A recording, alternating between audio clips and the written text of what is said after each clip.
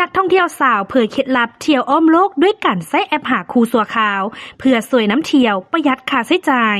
นักท่องเที่ยวสาววัย34 ปีได้เผยประสบการณ์เดินทางท่องเที่ยวอ้อมโลกด้วยวิธีหลายคนคาดบ่ถึงนั่นคือการใช้แอปหาคู่เพื่อทำความรู้จักกับหนุ่มท้องถิ่นในแต่ละประเทศโดยมีการตกลงกันตั้งแต่ทำอิฐว่านี่คือความสัมพันธ์แบบระยะสั้น